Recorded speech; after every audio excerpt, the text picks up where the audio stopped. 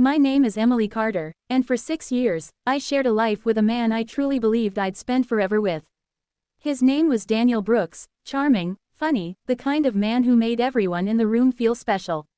But behind our smiles, behind the neatly framed photos on our living room wall, there was a quiet truth I refused to face for too long: love without respect slowly loses its home.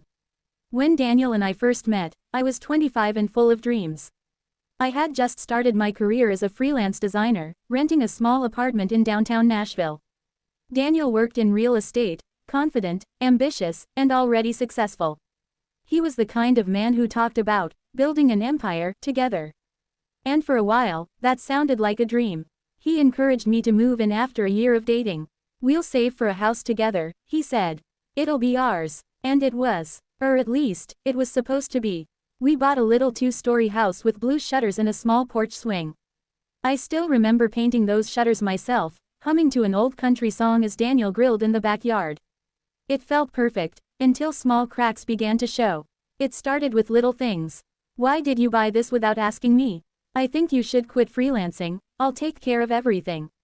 He never yelled. He didn't have to. His words carried a quiet weight that made me feel smaller each time. I told myself he just wanted control because he cared. That's what love looked like, right? Compromise. But as months turned into years, I realized compromise only worked when both people gave something. In our house, I was the one constantly giving. I began to notice how Daniel referred to everything as his. My car, my bills, my house. I had contributed just as much. My savings paid for half the down payment. I worked late nights to make sure the mortgage was on time. Yet every time I reminded him, he'd smile and say, "Come on, Em.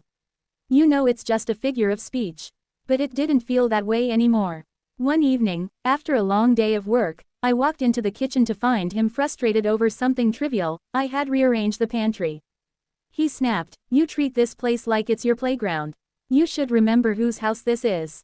Something inside me froze. I looked at him, the man I had shared dreams and dinners with for 6 years, and for the first time, I saw the truth that had been quietly sitting between us. I took a deep breath and said calmly, "It's my house too, Daniel." He stared at me, shocked, as if I had just said something forbidden. "Excuse me, you heard me," I said. "I helped build this life too. I've earned every inch of this home." The silence that followed felt like thunder. He didn't yell. He didn't argue. He just stared, picked up his jacket, and left. That night was the first time in years I slept alone. It felt strange, quiet, heavy, and oddly peaceful. In the morning, I found his coffee mug still on the counter, and beside it, a note: "Maybe you're right. Maybe I forgot how to share." For days, I didn't know what to do. Sarah, my best friend since college, stopped by with coffee and gentle words. "You've spent years walking on eggshells," she said. "Maybe this is your chance to breathe." Breathe. That word echoed in my mind. I started making small changes, opening the windows, letting sunlight in, redecorating the living room. I found joy in the quiet again. But healing wasn't linear. There were nights I missed him terribly. Memories of laughter, road trips, silly arguments about movies, they all came flooding back. But every time I felt weak, I reminded myself of that moment: it's my house too. It wasn't just about the walls or the mortgage. It was about ownership of my life, my peace, my voice. Weeks later, Daniel came by to pick up the rest of his things. He looked tired, not angry, just resigned. "Emily," he said, "I never wanted to make you feel small. I thought leading meant protecting. I guess I forgot what partnership really meant."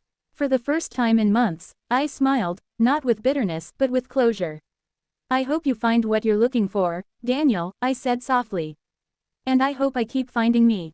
He nodded, looked around the living room one last time, and walked out the door. The sound of his car fading down the street felt like an ending, and a beginning all at once.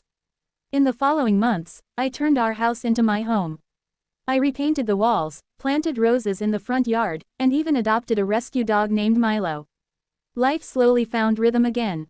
One Sunday morning, I brewed coffee, sat on the porch swing, and felt something I hadn't in years: peace. The house was still the same one we had bought together, but now, it carried only one name in its heartbeat: mine.